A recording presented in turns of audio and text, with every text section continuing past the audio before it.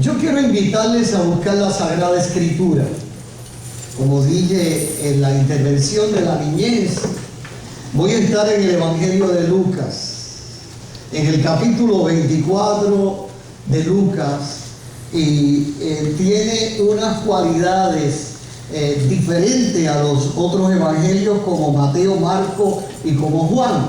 Después podría en la tarde usted, si lo desea, meditar en cada uno de estas pasajes bíblicas. Observemos el primer verso. Lucas 24, empiezo en el primer verso. El primer día de la semana, muy de mañana, vinieron al sepulcro trayendo las especies aromáticas que habían preparado y algunas otras mujeres con ellas. Y hallaron removida la piedra del sepulcro. Y entrando no hallaron el cuerpo del Señor Jesús. Verso 4.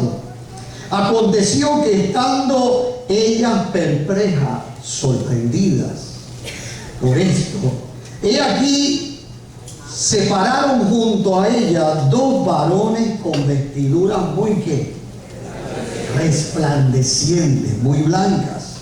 Verso 5. Como tuvieron temor, bajaron el rostro en tierra, es decir, se humillaron y dijeron: ¿por qué buscáis entre los muertos al que vive? Verso 6. No está aquí, sino que resucitó. Acordaos de lo que habló cuando estaba en Galilea, la promesa de resurrección. Y termino con el 7. Dijo: es necesario, estas fueron palabras de Jesús, es necesario que el Hijo del Hombre sea entregado en manos de ¿qué? Hombres pecadores, y eran religiosos. Y que sea ¿qué? Pero al tercer día iba. Padre eterno, Dios de infinito amor y misericordia, tú nos preparas en esta mañana para recibir esta palabra, la cual hacemos nuestra por la fe. Gracias porque puedo personificar la muerte tuya como sacrificio por mí, pero también puedo declarar que es un sacrificio para la humanidad. Qué bello es, Señor, poder sentir y verte solo para nosotros, pero también para toda la humanidad. Ese poder, esa gratitud y esa misericordia solo la tienes tú, Maestro. Ayúdanos a comprender en esta mañana un poquito más acerca de tu resurrección. Señor, en esta mañana yo deseo compartir con esta amada iglesia que es tuya algunos de los requisitos que conmovieron a Jesús para comprender junto al Padre y al Espíritu Santo que la única alternativa era la entrega, la muerte y la resurrección. Danos la sabiduría, prepara el corazón de mi hermano y de mi hermana para que pueda fluir esta palabra, crear conciencia en nosotros y nosotras, y que nadie salga de aquí triste, sino gozoso. En el nombre de Jesús. Amén. Recuerda esa palabra. Dile al que está a tu derecha, a tu izquierda: no queremos que salgas triste, sino que salgas contento. Acuérdese de eso, lo voy a usar en el sermón. Ahorita verán cuando lo comienzo a usar, para qué es lo que significa. Y hay dos elementos: uno para que salgamos alegres y otro para que salgamos tristes. Pero tú quieres salir alegre, ¿amén? Amén. Nadie quiere salir triste, ¿no? Queremos salir ¿cómo? Alegre. Yo quiero salir ¿cómo? Alegre. Yo también. Vamos a ver entonces como nos habla la narrativa bíblica.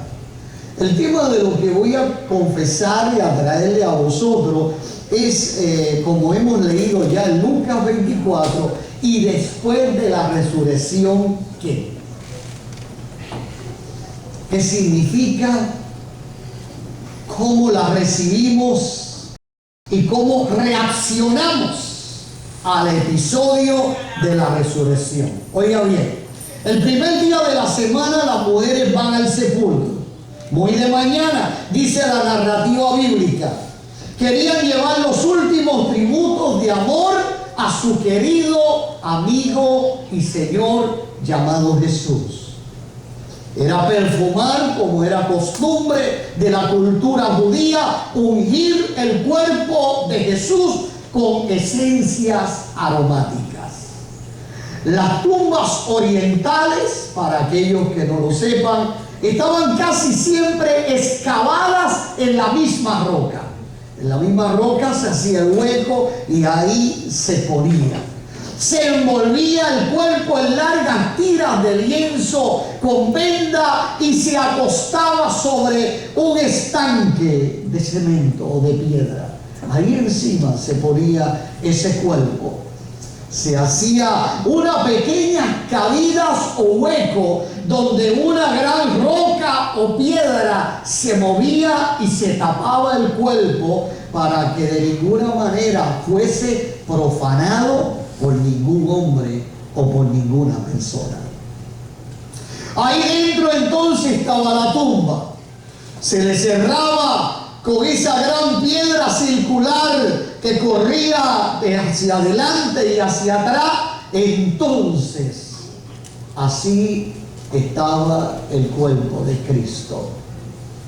Hoy, mis amados, recordamos ese bello día de la resurrección. Pero yo deseo preguntarte, a medida de que pueda estar predicando en esta mañana, ¿qué significa para ti esto? ¿Qué provecho, qué interés, qué visión trae a tu alma y a tu ser lo que ha acontecido o lo que celebramos en este día? ¿Solamente para nosotros y nosotras es un acontecimiento del pasado? ¿O es un acontecimiento trascendental en la historia de la humanidad, por ende de la iglesia? ¿Qué es? Solo medita y reflexiona. Yo diría que es el cumplimiento de todas las enseñanzas de Cristo. Durante unos 3 años estuvo afirmando y estando en eventos sumamente significativos, hermosos. A través de la historia vemos momentos que estuvo con hambrientos, que estuvo con enfermos, que estuvo con gente atada por príncipe de las tinieblas, y en cada uno de estos lugares exitosamente hizo algo especial, sobrenatural, a tal magnitud que las narrativas bíblicas nos enseñan también que tuvo y tenía poder sobre el mar, sobre el viento, es decir, sobre la naturaleza. Un poder tan supremo y tan justo que también ve una comunidad y un niño, simplemente un niño, trae lo único que tiene: unos panes y unos pedazos de pescado, y él ora a su Padre Celestial. Aquello milagrosamente se multiplica, todos son saciados y sobran 12 cestas llenas de ese alimento. Diga, wow. Increíble, ¿no? Si yo estoy allí me caigo para atrás, no para adelante, para atrás. Impresionante. Así que no podemos verlo como un acontecimiento del pasado simplemente. Es el cumplimiento, repito, de todas las enseñanzas y ministraciones que tuvo Jesús, en donde nace toda la confianza de que así como Él hizo todas estas cosas, Él también hizo a resucitar. Por ejemplo, un día llega a una comunidad y llegando a aquella comunidad hay una mujer que tenía un hijo único y que va a enterrar su hijo. La parábola no nos dice a nosotros cuánto llevaba de muerto ese niño, pero dice la escritura que parando el féretro hizo dos cosas. Número uno, mujer, no llores. Y número dos, a ti te digo, levántate. Y ocurrió el milagro. Todo eso tiene que haber provocado en el pensamiento de sus seguidores. Aún la muerte le obedece. Cosas majestuosas comienzan a ocurrir allí. A tal magnitud que está ministrando en una provincia, lo llaman, lo vienen a buscar, él se detiene por un poco más. Estaba enfermo su amigo del alma, Lázaro. Llega un poquito más tarde a lo que pensaban las hermanas de Lázaro, y cuando llega, hace 4 días que está muerto. Yo creo que tienen que haber habido comentarios que no lo tiene la narrativa bíblica, como por ejemplo, cuando no queríamos que Jesús estuviese aquí, aquí estaba metido. Así dicen cosas de los pastores. Yo sé que aquí no, en otros sitios. Entonces, ahora que lo necesitamos, no está. ¿Ah? Ahora no aparece. Pero todo era también orquestado por Dios, donde el interés era que sea glorificado nuestro Padre Celestial, y sencillamente Jesús hace presencia en el escenario, y estando presente en el escenario nos deja sentir esta palabra. Yo quiero que se lo diga al que está a tu derecha o a tu izquierda: Jesús nunca llega tarde. Nunca. Siempre llega en el momento, oye, no en el que tú quieres, sino donde Él quiere. Y que si siempre el que tú quieres llega, no es el momento que le toca a Jesús. ¿Ah? Entramos en desesperación. No voy a decir mala mujer porque me van a decir machista, sino que todo nos pasa. Yo he visto a Eladio que entra en una desesperación, hermano. Sí. Bueno, la cuestión es que llegó Jesús a tiempo, y estando a tiempo, dice, ocurren dos cosas. Número uno, dice que Jesús lloró.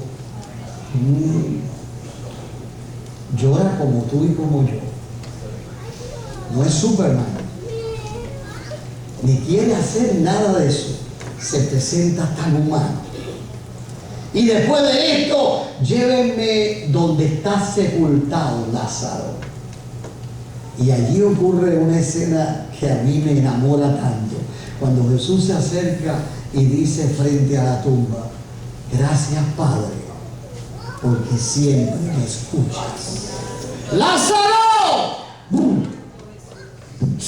Se sacudió Lázaro, aún la piedra, aún lo sellado que estaba ese cuerpo, ese lugar, no pudo detener que la voz se filtrara entre piedra y piedra, llegara al oído de Lázaro. Y lo que no puede hacer el hombre ni la mujer, lo hace Cristo. ¡Lázaro, despierta!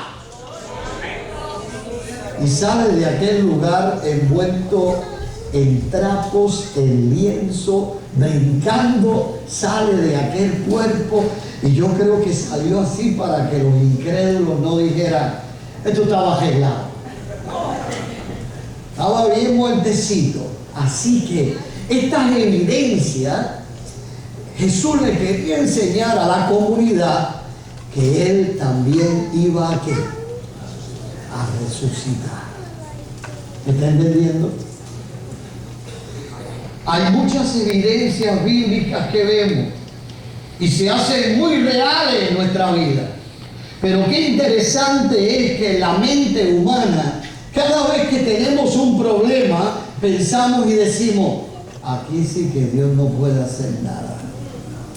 Pero lo hace. Nuestra mente humana y pensamiento muy humano piensa en límites, diga límites.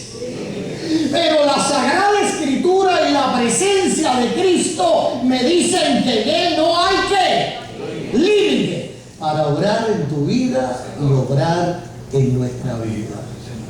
¿Qué significa para ti y para mí la resurrección?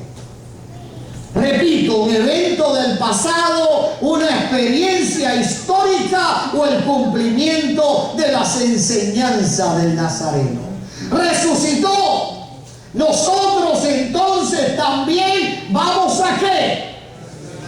Eso es importante. No podemos ver a Jesús como un personaje de un libro que existió, sino como una presencia viva y real. No es un recuerdo del pasado, vivencia del pasado. Jesús siempre está en el presente. El verbo, Juan dice en el primer capítulo, se hizo carne y habitó entre ¿quiénes? Entre nosotros y nosotras. Quisiéramos recordar algunas de las experiencias dentro del ministerio de Jesús, los cuales lo llevaron a la cruz para dar su vida.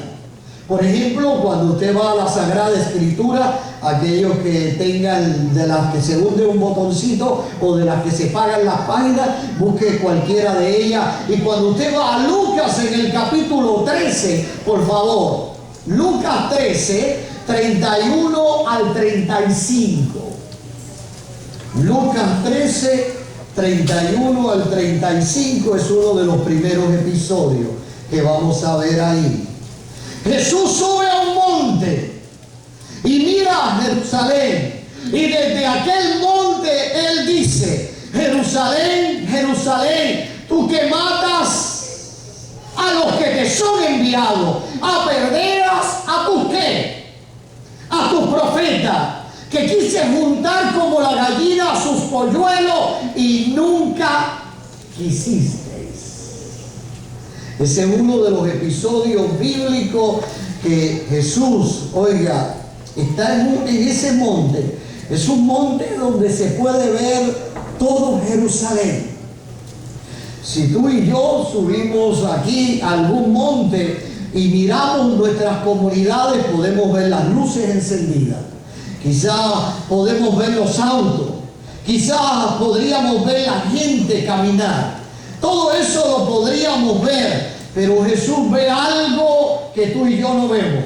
Él puede entrar aunque la puerta esté cerrada. Él puede ver aunque la ventana esté sellada. Y poder ver cuando Jesús ve la condición de Israel, dice la Escritura que Jesús lloró. Que fue un episodio para mí trascendental que afirma, número uno, el por qué Jesús tenía que ir a la cruz. El lamento de Jesús ante la condición de su pueblo, ante el reclamo hacia Dios, cuando ve un pueblo rebelde, un pueblo falso, idólatra. Esto quebranta el alma del maestro. Se angustia. Es la misma experiencia que encontramos en la Sagrada Escritura y la tocamos aquí en el culto de oración. El lunes yo le dije a usted que ocurrieron dos acontecimientos. El acontecimiento de la higuera que solo tenía hojas y el acontecimiento de que Jesús entra ¿a dónde? Al templo. Y se indigna ante la situación del templo. Yo creo que también esto fue un acontecimiento grande. Lucas en el capítulo 19, versículos 45 al 48, encontramos que Jesús entra al templo y lo que encuentra es una cueva comercial. Una tienda por departamento. Jesús y los líderes religiosos no hablan el mismo idioma. No se te olvide eso. Jesús y los líderes religiosos no hablan el mismo idioma. Hay idiomas muy diferentes. Jesús habla del amor, ellos hablan del poder, de la economía, de la manipulación, del engaño, del suplir sus necesidades propias, el egoísmo, el materialismo, todo para mí y nada para ti. Oiga, mire qué interesante. Hay una gran división cuando usted ve la vivencia de los religiosos y la comunidad. Y le voy a decir de qué manera se ve muy sencillo en la vestimenta. El clérigo vestía de ropa muy caras y especiales, de hilo, pero hilo de oro. Vestía de una forma muy distinta a la comunidad. Entonces había una línea divisoria muy fuerte entre lo que es el clérigo religioso y lo que es el pueblo.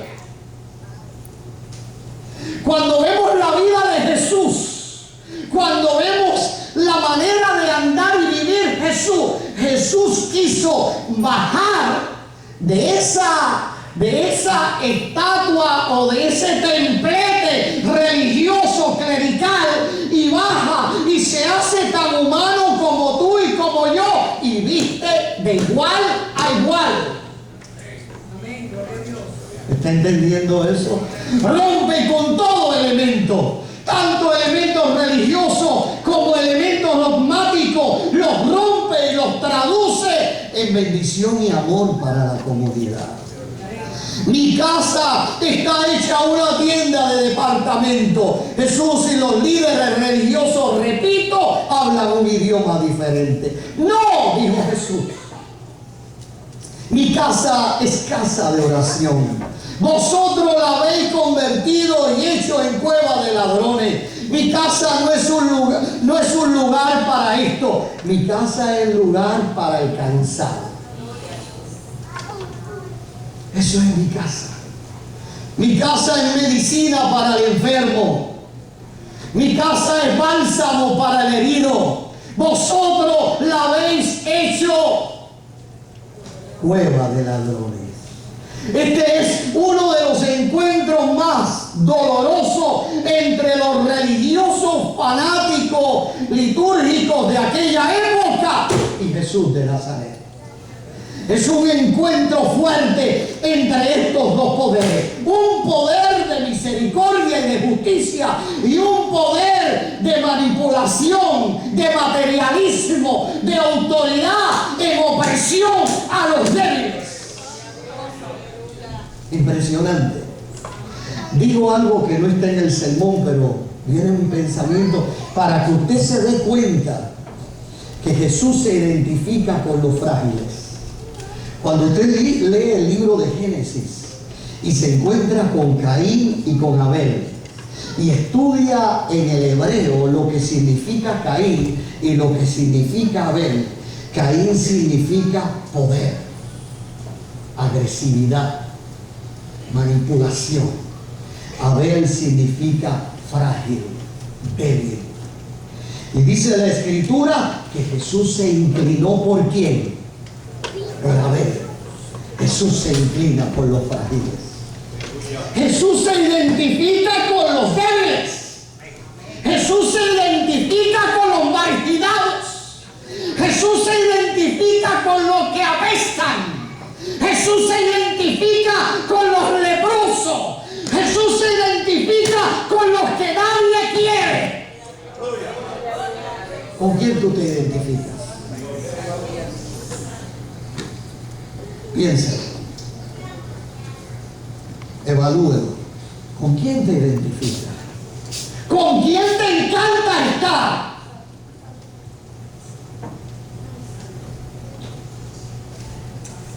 Es el encuentro de Jesús con estos religiosos fanáticos que de todo diezmaban, muy litúrgicos, muy afanado, pero su corazón estaba lejos de Dios.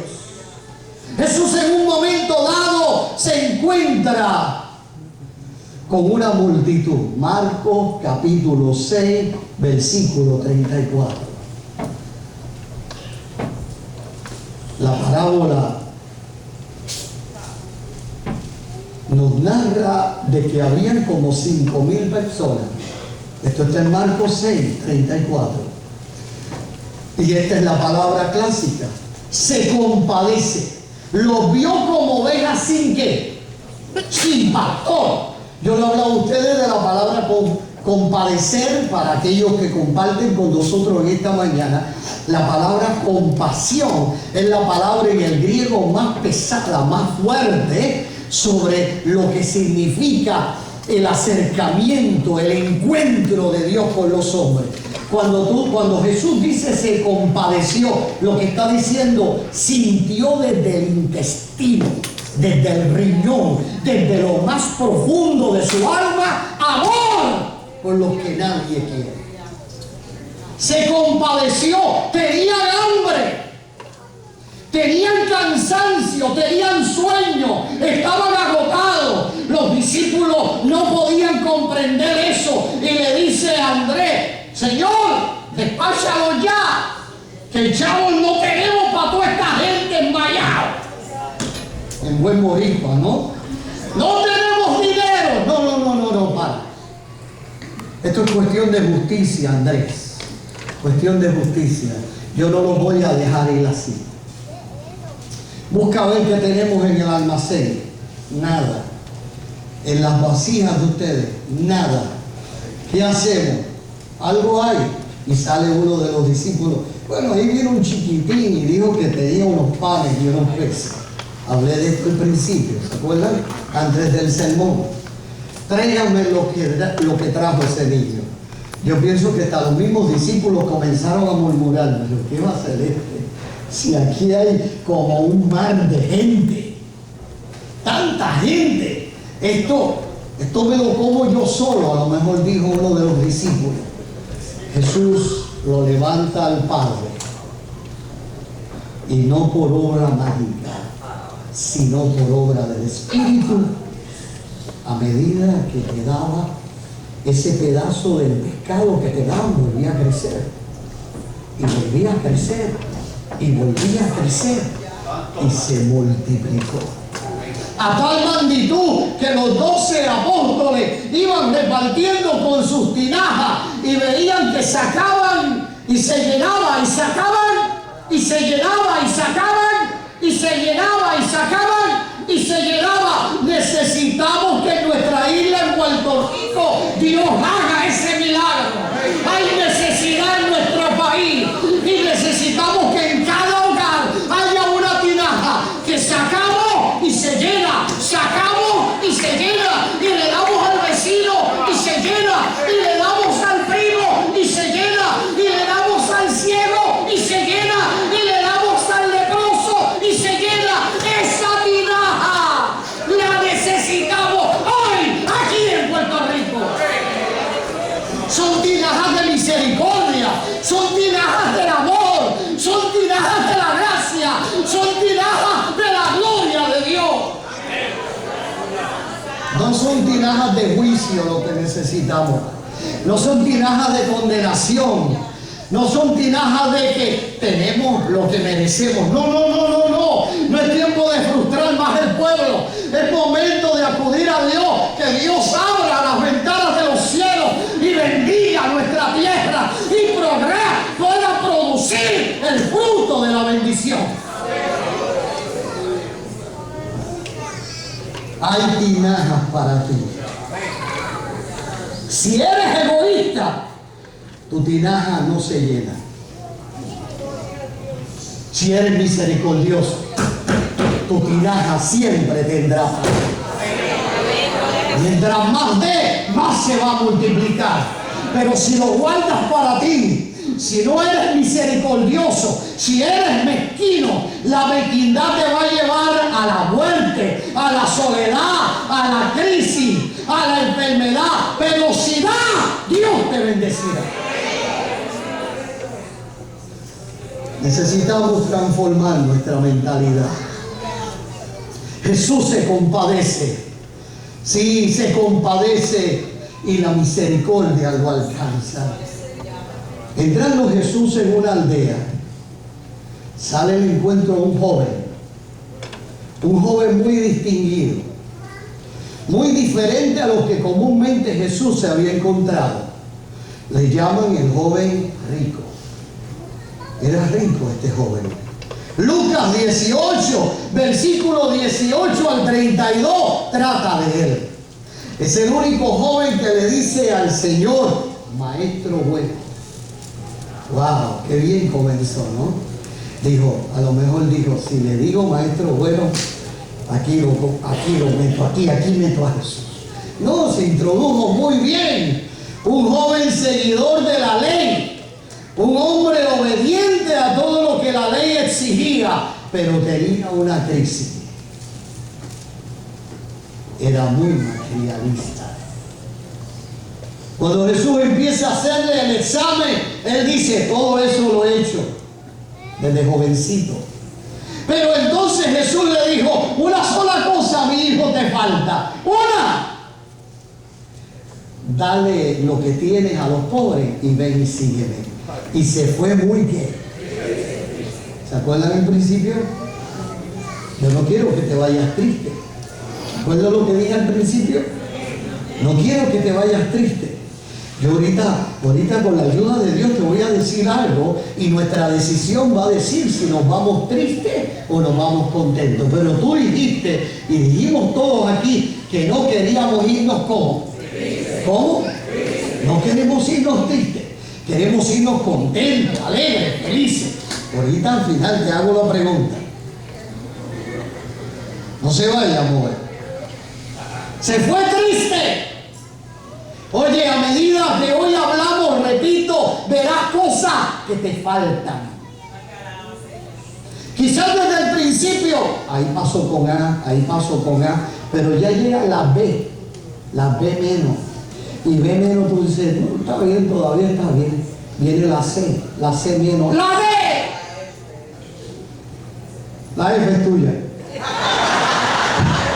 Llega cada una de esas dolorosas.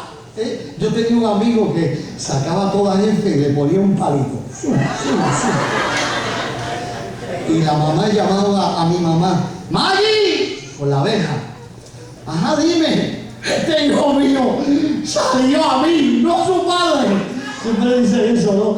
Salió a mí, no a su... ¿Qué pasó? Mira, cuaja.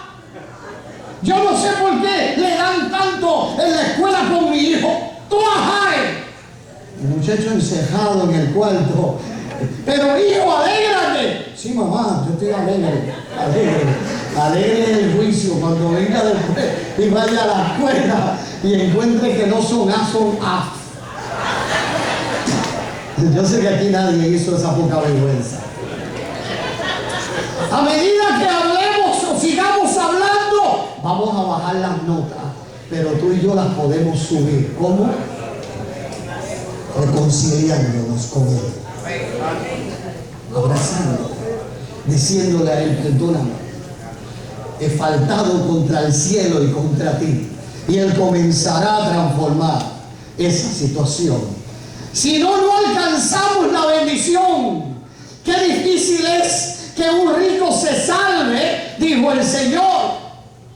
O le dijeron los discípulos, es mejor pasar un camello por el ojo de una aguja. Entonces el Señor, ¿y quién se salva?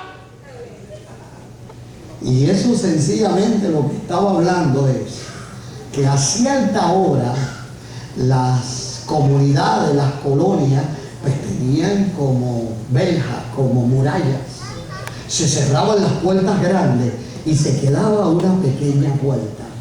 Entonces, si tú llegabas tarde en la noche, el camello y lo que tuviera tenía que pasar por ese hueco pequeño.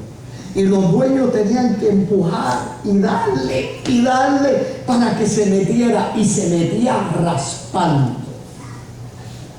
De eso estaba hablando Jesús. De esa evidencia, de ese esfuerzo que había que hacer. De esa determinación nos iba a costar el rasparnos la piel, el quebrantarnos, el herirnos, porque independientemente de mis anhelos naturales y humanos, yo quiero servir a Cristo. Yo quiero entrar a su presencia. Yo quiero vivir para Cristo.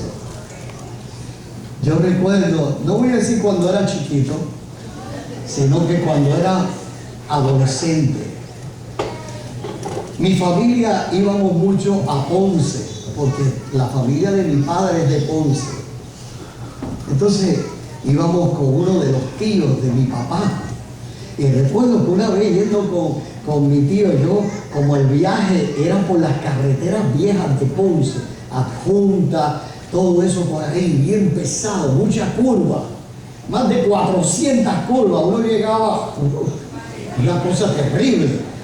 Sí, no sé si había piquiña, no sé eso, porque nunca me dio piquiña, porque así que me mareaba. La cuestión es que yo oía a mi familia que decía, ¡ay, tenemos hambre! Y yo, pues, como el más chiquito no puedo hablar, ¿no? Ay, yo tengo mucha hambre también. Y se para el tío. Era un restaurante muy lindo donde se paró y dijo, quédense aquí todos. Y empezó 1, 2, 3, 4, 5, 6, 7. Ay, que sea un hamburger así grande. Yo no era vegetariano, ¿no? Así de esos que uno lo aprieta y se sale por aquí. Sí. Y vino para acá con una bolsita, así de chiquita. Yo dije, ¿y qué te trae? ¿Chicotina o lo que le dieron al chavo? Tú no lo perdías, amigo. Bueno, la cuestión es que sacó y empieza a darnos. ¿Tú sabes lo que me trajo? Nos trajo a todos unas vaquitas lecheras que habían antes. Aguanten la hora que falta. Y yo decía, qué duro el tío mío. Qué duro. Y nos llevó así con esa vaquita hasta Ponce, que estábamos todavía a mitad de camino, y eso fue lo que pudimos comer. Nunca, aquello fue tan traumático. Yo tenía 7 años y tengo 59 que todavía parece que estoy cogiendo la vaquita en la mano. Oiga, increíble, ¿no? Yo creo que el joven rico era así. Sacaba a la novia a pasear y los suegros, una vaquita para cada uno. ¿Me entiende? ¿Me está entendiendo? Que tengo oído, oiga. Ten cuidado con ese novio. Te voy a llevar a comer, novia. Te voy a llevar. Y te compro una vaquita lechera. Dios mío.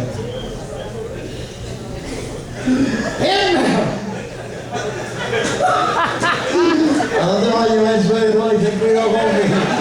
Ten cuidado, te lo va a llevar.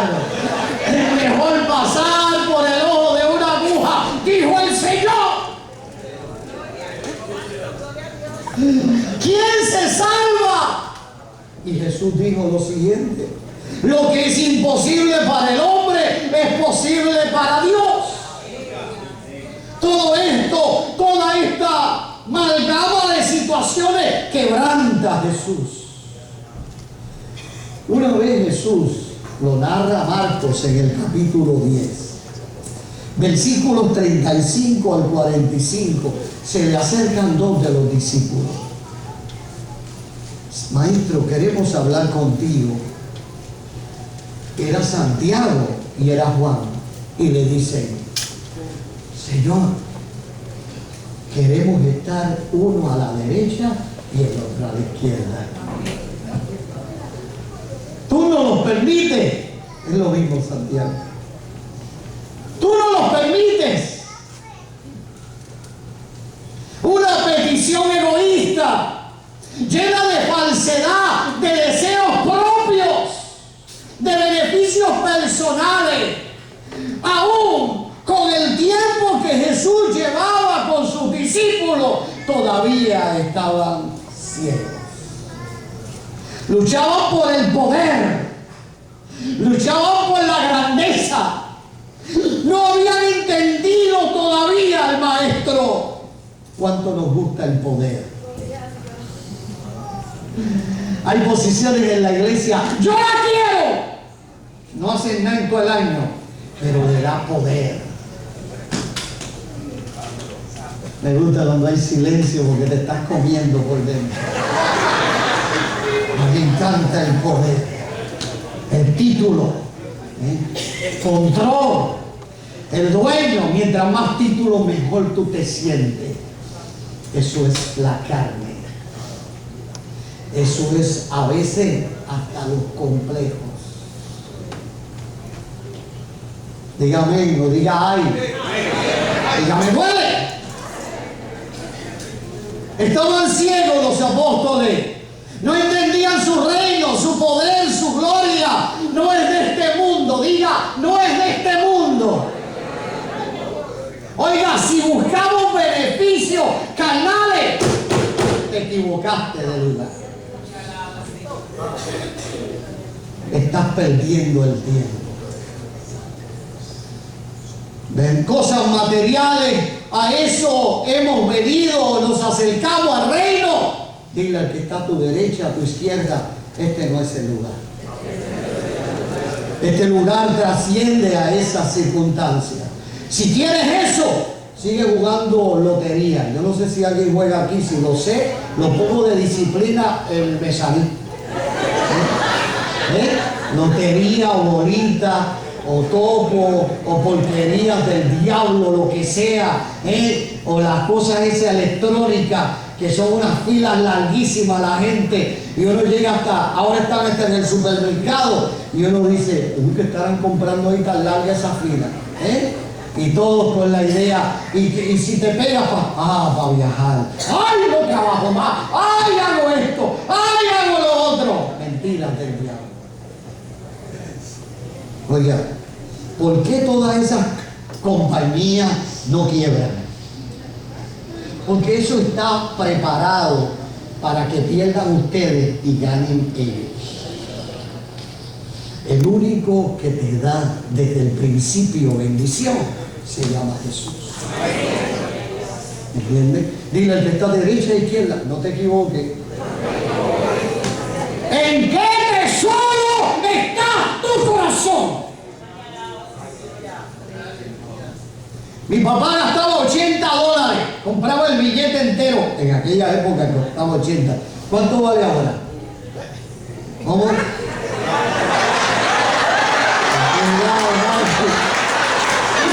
Cuidado. Mira, tú viste que todo el mundo se quedó callado. Me conocen. Porque cuando dicen, ¿tú estás jugando? Nadie habla, ya me conoce. Nadie habla. Bendito, pobrecito. Estás empezando, tranquilo. No pasa nada. No ha pasado nada. Cuando papi murió, miles de dólares. Papi me decía, cuando abrí la primera obra, qué ignorantes somos, ¿no? Papi decía, si me pego, te hago un templo nuevo. Y yo decía, no, papi, no quiero ni una peseta de esas cosas. No quiero nada. Yo te quiero hacer un templo nuevo. Eso no es mío, papi. No, yo no quiero nada de eso. Miren, cuando mi papá murió, lo digo con mi dolor en mi corazón, del dinero que yo vendí mi casa, tuve que pagar el entierro porque papi no tenía nada. Todo lo había perdido. Y dentro de mi mente decía, papá, ¿valió la pena? No. Quizás pasamos necesidades, pero el comprar el billete entero, eso siempre había que hacerlo. El materialismo nos ciega. A veces, dentro del materialismo, hacemos pasar nuestros hijos de leche, de pan, de avena, solo por el materialismo. Dile al que está a tu derecha, a tu izquierda, Dios tenga misericordia de nosotros. Los hijos son los que sufren muchas de nuestras actitudes por ese deseo materialista, profano, carnal, que se centra en nuestros intereses y Dios no está en ello. Dios nos ayude. Jesús tiene algo más apropiado que todo lo que puedas ganar sobre la tierra. Él te da la vida eterna. Eso no está en venta, eso no lo tiene nadie, eso lo da la cruz, el Calvario, la resurrección para ti y para mí. Todas estas experiencias son lo que hacen a Jesús que entienda que hay que ir a la cruz, que es la única alternativa para liberar, para libertar al mundo. El Calvario es el único lugar de redención para la humanidad. Es el lugar para sacar las escamas de un pueblo que está ciego. Cuando ustedes leen el Evangelio de Juan en los últimos capítulos, dice que Jesús se acercó a unos que iban caminando. Y le pregunta a Jesús, ¿qué pasa? Forastero, ¿acaso tú no sabes lo que ha pasado en Israel? Han crucificado a Cristo. Y ellos caminaban con Jesús y estaban ciegos. No se daban cuenta que era el Mesías. Y cuando llegan a la casa y le dicen, mire, extranjero, quédese con nosotros, que ya es muy tarde y está muy oscuro. Y le permitieron partir el pan. Dicen que cuando partió el pan, las escamas de sus ojos cayeron y vieron que el que estaba hablando con ellos era el Mesías, el Rey de Reyes, el Señor de Señores, el Dios eterno, el Dios poderoso y el Dios grande. ¿Qué significa partir el pan? Partir el pan significa el quebrantamiento, la muerte, el asesinato del Hijo de Dios, el dolor, la sangre, el sufrimiento, para que tus escamas y mis escamas fuesen quitadas.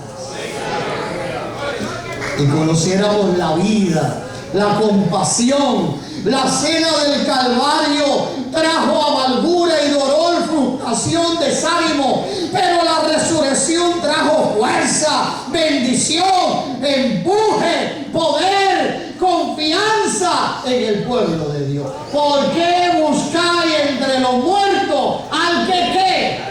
Al que vive. Ha resucitado, la tumba está vacía, el sacrificio, la tumba vacía significa el sacrificio es perfecto. ¡Hablos! Fue aceptado. Las mujeres fueron al sepulcro, es decir, al cementerio. Usted va al cementerio a ver qué. Muertos. No hay nada más, ni ver muertos, lápidas, flores que se marchitan y se mueren, cruces, palabras, expresiones de gente que amaron esas personas. Y aquellos ángeles le dicen, Él no está aquí, Él no está en el cementerio están los muertos, Él está con los vivos, buscarlo en Jerusalén. Aquí está el Maestro,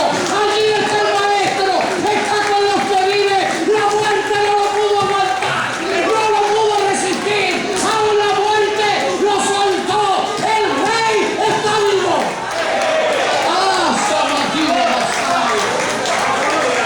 El sepulcro está vacío.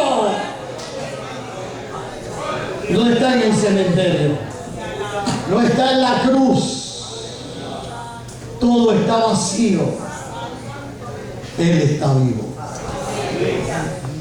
A través de estas experiencias, de estas mujeres que llevan al sepulcro, quiero traerles 3 puntos con estos sellos que ocurren a través de esta experiencia. Número 1,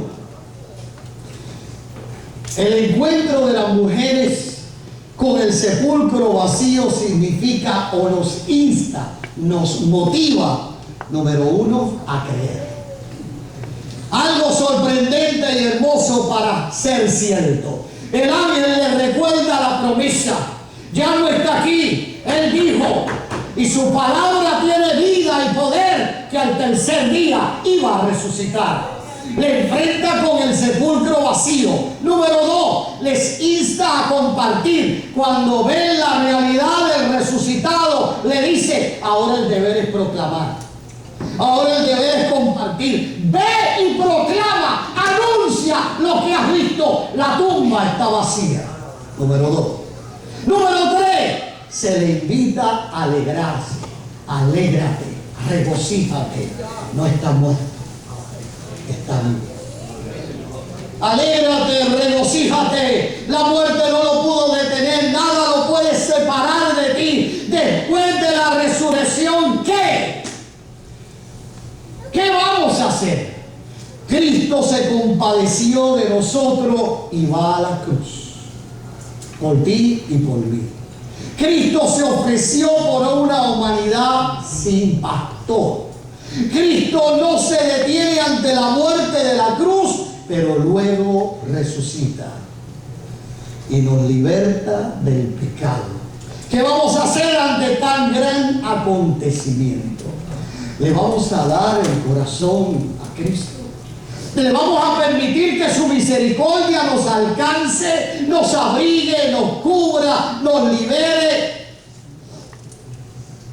Él lo hizo por ti. Murió por ti. Aun cuando tú y yo estábamos de espalda a Él, Él se dio por ti. Se entregó por ti. Hablábamos el viernes de la primera palabra o expresión en la cruz, cuando Jesús dijo, perdónanos, porque no saben lo que hacen. El escenario de la cruz comienza con el poder del perdón. Ese perdón está aquí vigente hoy. Ese perdón ha trascendido a través de siglos y está aquí. Te suplico que inclines tu rostro.